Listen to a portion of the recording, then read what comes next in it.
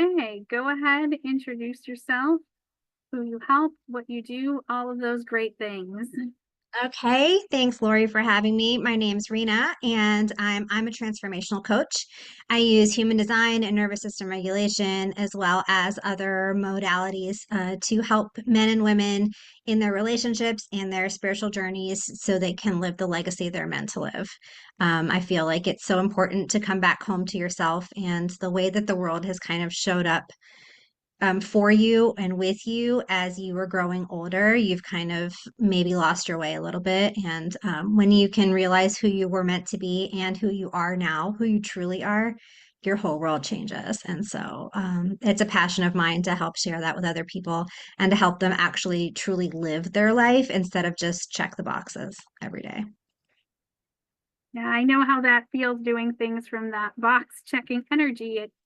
It doesn't feel good. It gives you that sense of accomplishment, but it doesn't necessarily move the needle on anything. So what I'm wondering is, how did you get into doing that? Yeah. Well, I mean, the thing with box checking, right, is that you can check the boxes, but the boxes just keep coming. And so there's no end to that. So, I mean, at that point, are you really like living or are you just kind of going through the motions? And I think I realized that um, probably a long, long time ago, and I just kept stuffing it back down because I was like, maybe there's another way. I mean, I know that I'm different and this doesn't feel right for me, and I'm being put in, speaking of boxes, being put in other people's boxes. And I'm not really getting like I know there's more to life, and I know that I when I got glimpses of it, like when I would go do things that would really like light me up, when I had a really good conversation with a friend, or when I would travel or when I would experience those things, I'm like, why can't that be like every day? Like, why is that reserved for special times or vacations or, like maybe chance meetings? I'm like, why can't you just have that every day? And you can. It just requires a shift in mentality, perspective, really. And I think that I realized that probably the loudest it's been for me is probably post divorce, post leaving my marriage of 18 years. And but there always been nudges along the way. I wasn't listening. And so when I finally stepped into that and got blindsided by the fact that this was my reality and I was choosing something that I didn't really want, and I made a different choice, and how everything opened up after that, probably about 5 years ago. I mean, there's no going back after that. So, yeah. Sounds like you've had quite a journey with a lot of steps along the way. Could you tell me a little bit more on how you got into some of these different modalities? Because I know you mentioned human design and something else. Yeah, the nervous system. Oh yeah. Yeah, nervous system rewiring. Okay, so let's back all the way up. Um, I went to college for chemical engineering. I got a degree in that. And then I said, I don't want to do that anymore. I was good at math and science, and my dad said, if you don't know what you want to do, go do the thing that will bring you some money. I said, okay, but I hated it. I didn't like it at all.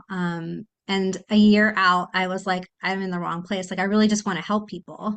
And I couldn't see the way to do that through engineering the way I wanted to. It was more on the research side. And so I was like, I need more like one-on-one like interface. And so my options were to go to nursing school or go to be a teacher.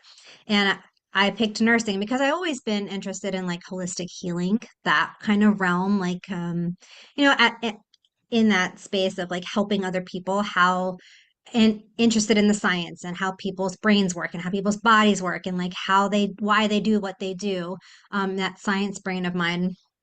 I went into nursing and I was like, listen, if I don't like it, I'll just do something else, right? Which was again like completely outside the norm of what my family thought was safe for me to do. And I was like, I'm just gonna do something else. And so I did. Um, and I was a nurse for 15 years in the pediatric ward. I was admin at the time, and the time that I decided I was done, I was working nights and weekends, and I just didn't have. I was burnt out, like I was tired. I had three kids. I didn't want to do it anymore, and we got an opportunity to move overseas. And when I moved overseas, I had more time to myself because I didn't have to work as a nurse, and I was, afforded the opportunity to stay home with my kids, which is all I wanted because and when you have kids, you like that time period of having children, it feels like it's forever sometimes, but really it's like a blink of an eye, right? Like you are in and out. I mean, I have a 20-year-old. I don't even know how that happened. My 17-year-old's about to leave for college this fall. And then I have one more left at home. And I'm like, I don't know. I mean, like if you look at pictures, how fast did they grow? And like anyway, I wanted to stay home because you don't get that time back with your kids to be home and be a mom. And that meant a lot to me to do that. So we took this assignment over in Germany for 5 years.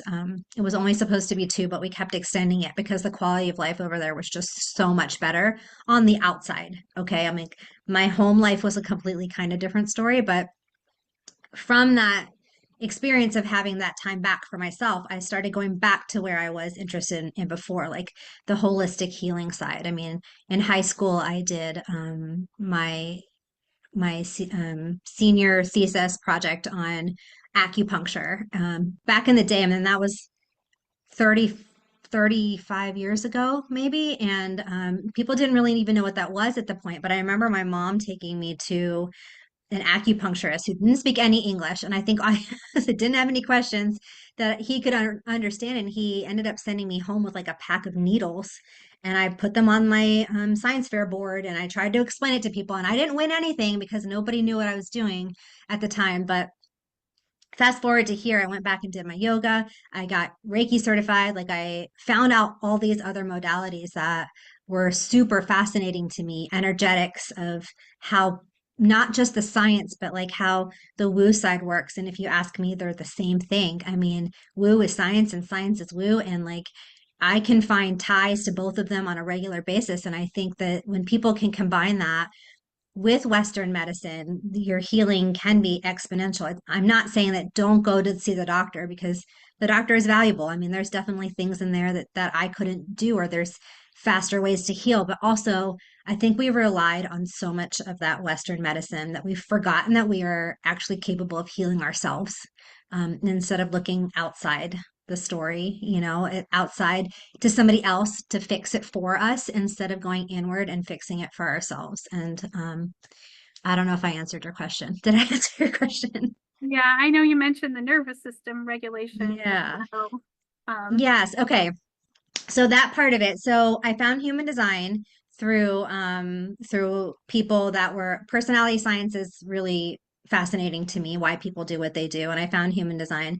And from there, actually it kind of happened simultaneously. I mean, from the science perspective, knowing how your brain works and how energy works and how there's so many different ways to wire your nervous system, and the patterns that you have now have been actually wired. Like you weren't born with them, like environmentally, we have different things that come into our field and into our experiences, and we learn how to do things a certain way. And that, like, if you think about it, the way I explain it is like if you think about a bike on a dirt trail, the more that bike rides that trail, the deeper that groove goes with the tire, right? But if you go off the path a little bit and you keep going off the path a little bit, then that is your new path.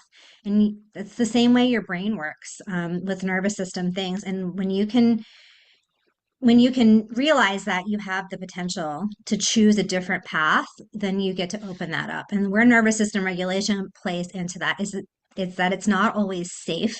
It doesn't feel safe to take a new path, right? Because you don't know what's on the other side. And so many people spend so much more time, especially with all the things that are in our world, social media and the news and the stuff that's happening out in the world. We take on those stressors and we're always in fight or flight more than we're meant to be. We're only supposed to stay in that period of fight or flight. And there's two other states that are freeze and fawn for like 20 minutes, and if we're in that period of time for longer than that, that actually is creating that path of staying in that fight or flight. And so we are unable to create the new path and come back to the parasympathetic, which is the rest and digest, where we get to actually feel peace and calm and safe. And when we don't have that as much in our lives as with with fight or flight, then we are actually creating the pathway, and it's just a self-perpetuating cycle. So that's where nervous system regulation comes into play for me, because there are tools out there that can help you be more aware of your state of mind and your ability to be in that space. Then you get to make a different choice from there. And that's what I help my clients do. Yeah, sounds amazing. I've personally taken courses on all of that nervous system regulation stuff as well. But the other thing I found for me was that energy healing made a lot of those mindset tools and nervous system regulation tools work a lot better. Yeah. Yeah. Yeah, because it's all energy. I mean, it's physics. Energetics plays a huge part. And, I mean, you can do all the things, you can check all the boxes, but you don't still feel like you did anything. I mean, like you might have something to show for it, but if you don't feel like it's enough, it's never going to be enough. And with the way that the dopamine scrolls, I mean, the people that are always trying to, if you find yourself doom scrolling, you're trying to soothe yourself in a way. You're either avoiding something or soothing something. And before you know it, it's been like 5 hours and you've done literally nothing and you feel like a sack of potatoes on the couch, right? Because you feel like, and then all the stories come into your head, right? Like, I should have done this and I wasted my whole day and why am I so lazy? And like, those stories keep replaying and then they keep getting reinforced. And so the idea is and that's where you're in freeze actually, is when you're in those. What you're actually looking for is a different chemical reaction in your brain. And you're finding it in the moment on your phone, or, doing on the TV or watching YouTube, when really, like, if you unplug from all of that, it's uncomfortable for people who aren't used to it. People feel like they don't know what to do with themselves and they're like this all the time, and it's not about the hustle. And I think that it's about spending more time in that parasympathetic and in connection, not only with yourself, but with other people. Because as social, we're humans, we're meant to be social on some level and connect with people, and not through a phone. Um, so yeah, it's really important. Yeah, so actually that's what I really want to get into is the social. And so I want to ask you, um, what is your uh, current strategy for getting in front of different people? Okay. Well, um, I spent a lot more time recently, actually, and let me start with that, in-person networking and building connections there. And I think that there's a myth out there that I think that people, and maybe you can, since you do this often, I think that people think that in connection with other people, that takes like time to build up, but I think it's in the way that you connect with people.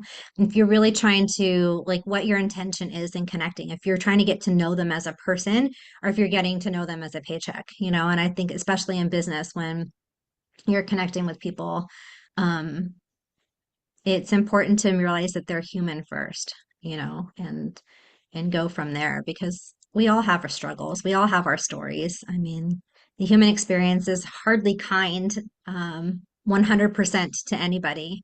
And so, realizing that we're all here in connection with each other. Sometimes we're not so different.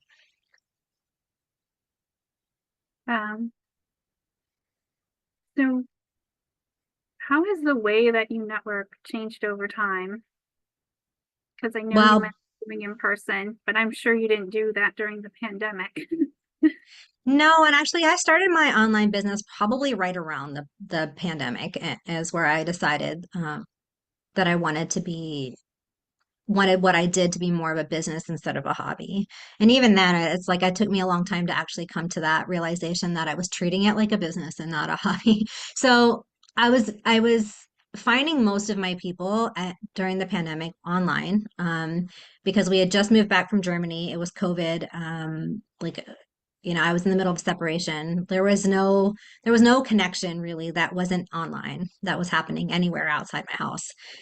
So I started joining programs, business coaching programs, and that kind of thing. And just, it felt like I was actually being put in spaces and given opportunities to meet people who were kind of in the same boat on some level. And you just get to say, hey, like that sounds a lot like me. And it was more in the vulnerability, right? And like the more vulnerable you are with people, the more that you get to say, hey, you resonate with me. Your energy is something that I feel like I would like to, have more of, or like meet more of, or, our values are in alignment, that kind of thing. But you can't do that if people are like, they have that wall up, that front up. And so vulnerability was really big in an online space. It felt kind of like I don't know, I almost felt a little bit safer online to do that because it's not like it was your neighbor. Like like you could just shut the computer off if you were done with it, and hide if you wanted to, or you could delete your account. I don't know. It felt safer, I think, in those spaces. And online, how I networked, I don't even think I called it networking at the time. I think I was just meeting people who uh, wanted to do something different with their life because that's what was appealing to me at the time. So from there, I don't think I intentionally really network anywhere online anymore. I just meet people. I'm in some groups that work, but in person, there's networking events that actually go in with the intention of understanding other people's businesses. But I don't ever see it like that. It's just human to human for me. Yeah. Yeah, that's interesting. Do you think you always felt more comfortable networking in person? I think so. I think so. I'm a people person. I mean, don't get me wrong, I like my alone time very much. But when I'm ready to people, I'm ready to people. And I think that I always have my curiosity in other people and how they work. Again, like personality sciences and what makes people tick and the kinds of the patterns I see in people. It's fascinating to me. I mean, I think that without that, everything is really boring. And so it comes from a place of curiosity more than anything for me. It's just I'm curious. Would you say you're more introverted or extroverted? Hmm. I think it depends on the hour. I think there are some hours where I have all the energy. So this is, where human design for me comes into play a lot is the energetics of it. I'm a projector in human design, and projectors are known for having um, really good, intense cycles of active, um, the ability to like get things done. And sometimes it's longer than others. But those periods of activity are often followed by periods of like deep rest when you're in alignment. Like you need the ability to like shut off and take a nap or go be in your own energy for a little bit and reset because depending on what your design is, you've either absorbed other people's energy without, sometimes it's not even something intentional that happens. It's just, the energy is the people around you. And it's not a bad thing. It's just that's why you need a minute, you need a few minutes, you need a day sometimes where you feel like you can just shut off. So yeah, for me, it depends. It depends on the day. And now that I've owned that, I no longer feel like I'm supposed to be somewhere or like there's a networking event that I've signed up for and I'm not feeling it that day. I don't feel bad about not going because honestly, what I want to do is show people the version of me that can help them. And if I haven't taken care of myself first, then I'm not in the position to help them. And they're not getting that version of me, if you know what I mean. And so in order for me to be at my best, that's human design gave me so much permission to own that part of me. And it's just really been a game changer. It sounds amazing, like you have a lot of insight into yourself. Do you prefer networking in groups or having more one-to-one conversations? Oh, definitely. I mean, I'm a highly energetic, um, sensitive. I'm sensitive. I don't absorb it as much as I used to anymore. I don't mind groups every once in a while. I go to a couple groups, a few times a month, and I like that energy. Again, like if I'm in the energy of like, hey, let's go meet people, then it's amazing. But I prefer one-on-one because I feel like I really get to know people a little bit better, and that connection is different than when you're in a group. I feel like you can get a little bit deeper in that vulnerability, and I really enjoy making people feel safe to have a conversation, to talk about stuff that they maybe wouldn't talk about with other people. I mean, the number of times people are like, I don't know why I just told you all of that. I'm like, I do.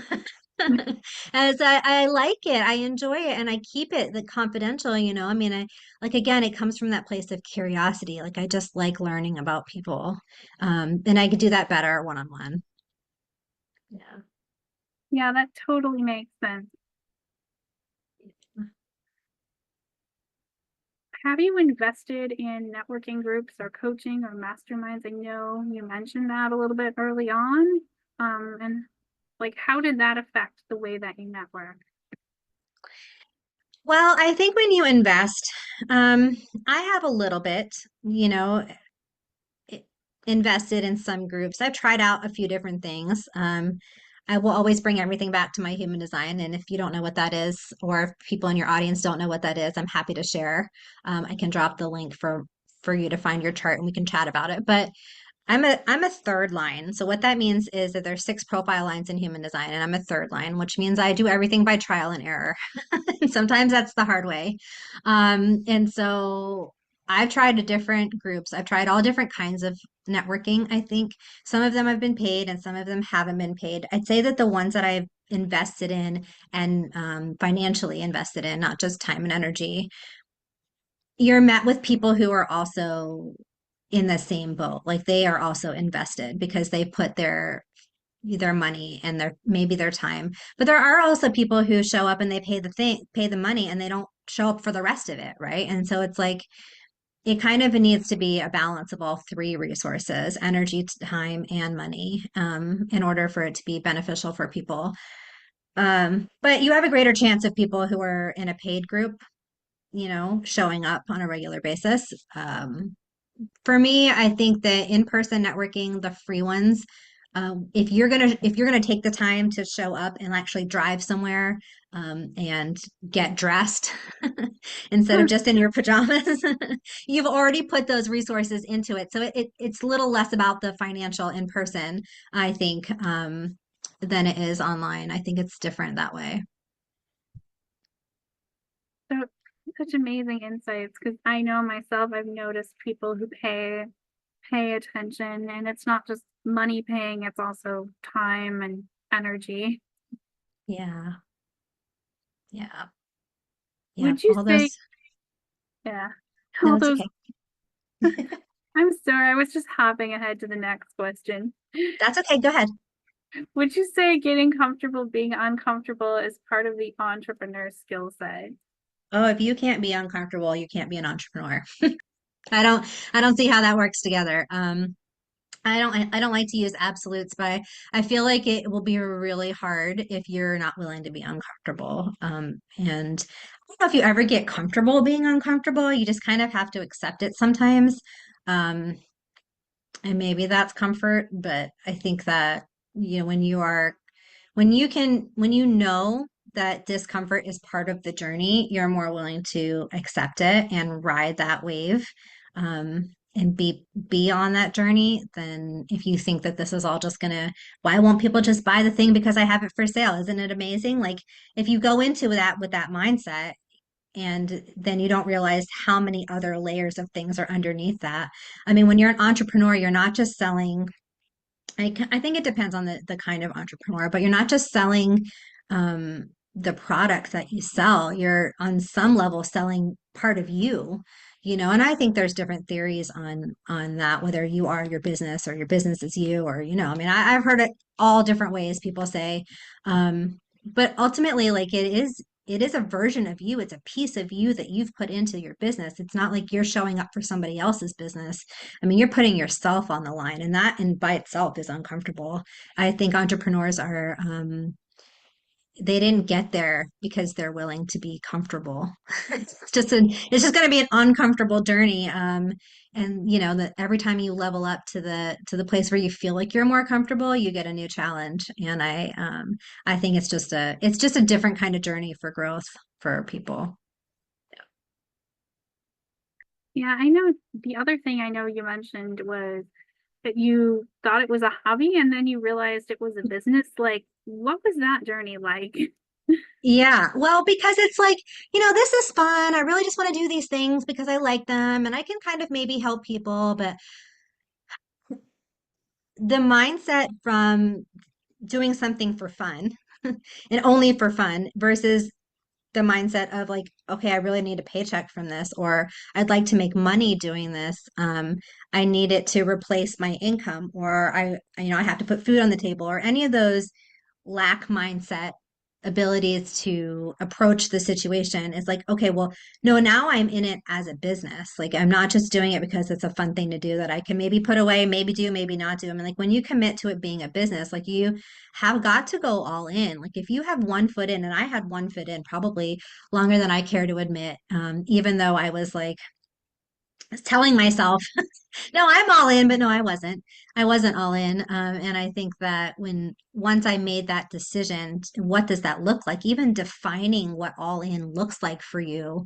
You know, I think some people are like, I think I'm all in, but it's not enough to put the money in and show up. Like, if you're not going to embody the business, or if you're not going to embody the beliefs or the values that your business even stands for, and then go out there with a service mindset of helping people, and, you know, not just for the money, but for the impact you make, that's when everything shifts. It's like you're not just doing this because it's like something you did when you were like 5. Like, it's, you know, you're making like bookmarks for Girl Scouts or something. I think that, you know, you're in it to make an impact. And while hobbies make, you know, I mean, hobbies can do that too, but you can also like decide tomorrow you don't want to do that. And you can do that with your business too, but it's just, there's more invested when you choose it to be a business rather than a hobby, like energetically, financially, time, you know, energy. It's all way more invested. It's a completely different mindset than just being a hobby. How do you feel about the direct messages on Facebook? Is that a place where you've had a lot of conversations or? I don't like it when people just send me a message trying to sell me something. I also don't like it when people send me a message trying to get to know me and then try to sell me something. I mean, I think that I know we're all out there and social media is free, and you get to, you know, free financially, but there's a lot of energy and time that goes into it.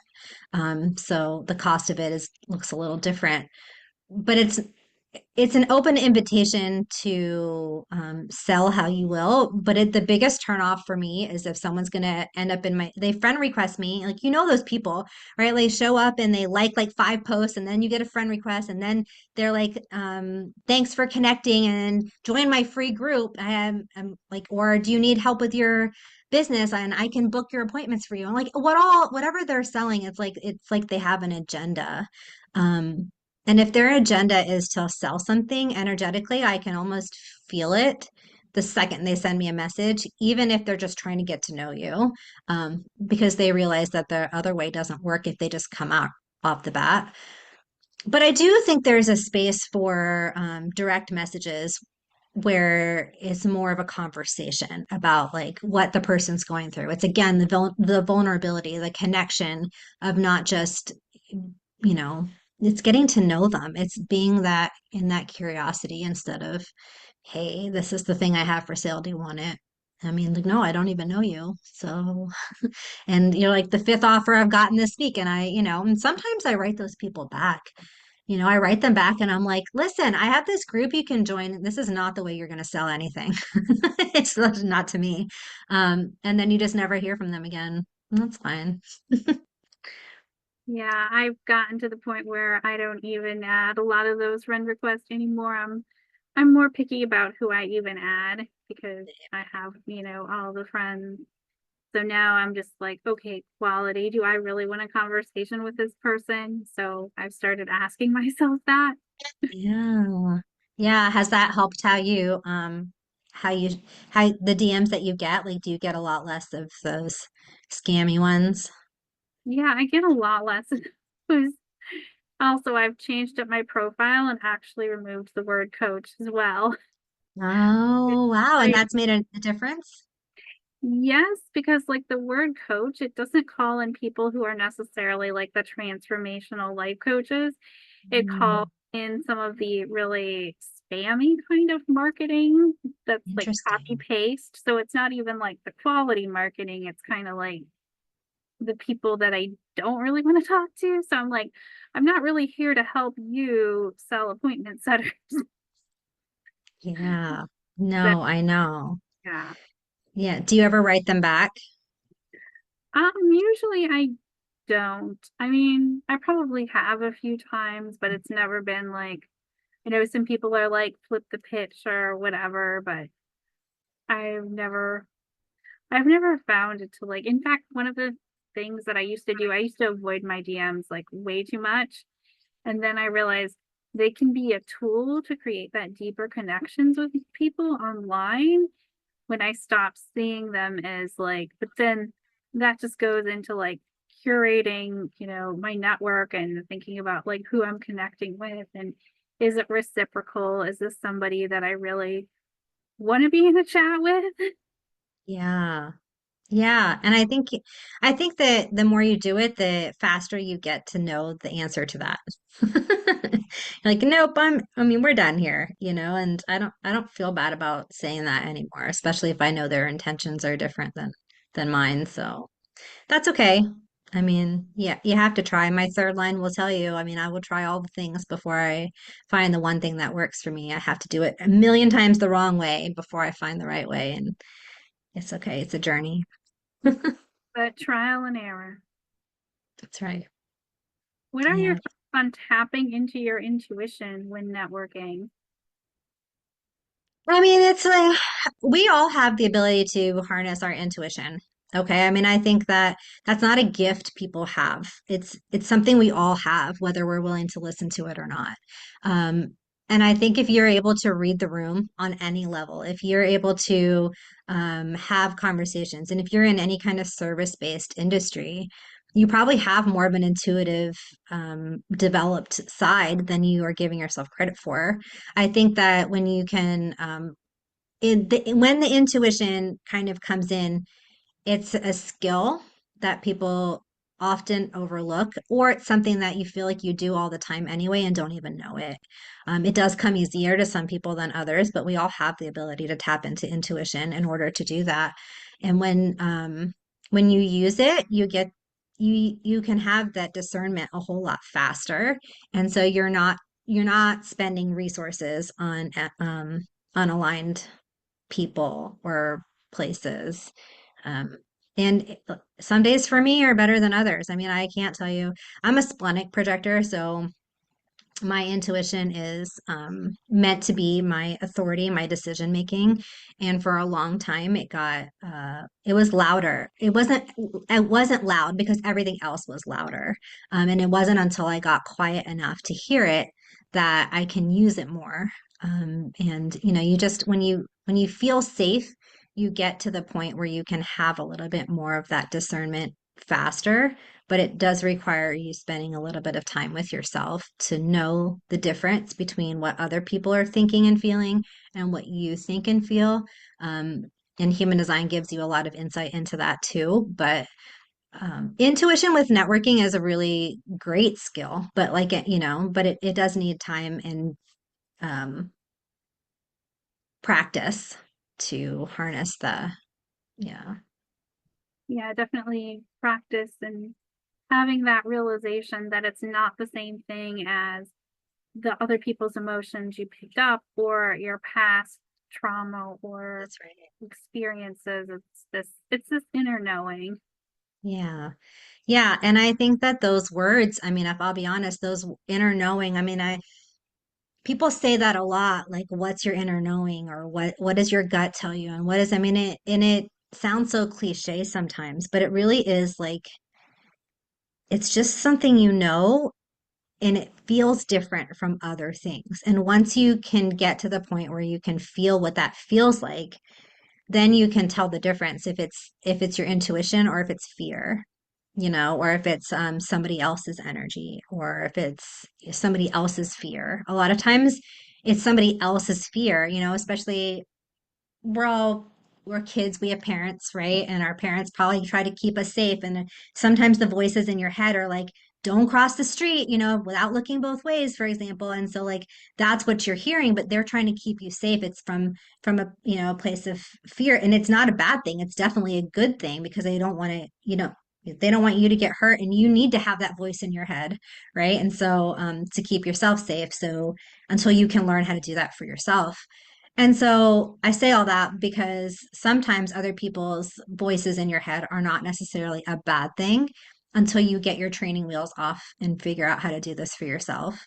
Um, but it's when you decide that other people's voices are more important than yours or that they know better than you, that then you give them all the power and you don't have your own power to make your own choices. Like you can hear those voices and still make a different choice the next time. You know, I think it comes down to what you're willing to listen to. And sometimes that's super uncomfortable because what your intuition's telling you is completely the opposite of somebody else. So, Yeah, and I think you make a good point that it's not necessarily that other people's input is a negative thing, but you need the one to be the one to decide because there's lots of different people and there's lots of different opinions, but um you need to choose what's right for you. yeah, absolutely. And only you know that, you know, I mean, so many times we look for external answers because we don't trust ourselves to know it. And that comes from conditioning, and that, you know, that can be deconditioned. Again, that's the nervous system rewiring where you get to make a different choice. And when you are more aware of where those thoughts and stories are coming from, then you can choose differently. And whether it's your story or somebody else's, or, you know, what has or hasn't happened to you. I mean, none of that needs to define you. You don't have to be, you don't have to identify with all of what you've been through. It can just be part of your story, and you get to make a different story moving forward. Any closing remarks or things that you want to add? No, I think I said a lot. I I think did. you did too. I think I said a lot, but if anybody's interested in human design or nervous system rewiring or um, spiritual journey at all, I think that if you're on a spiritual journey or if you are just beginning it, sometimes it can feel very lonely. And I want people to know that you're not actually alone, even though you might feel like it. And if anybody needs anybody to talk to about it, that I'm here. Thank you so much. Yeah, you're welcome. Thank you.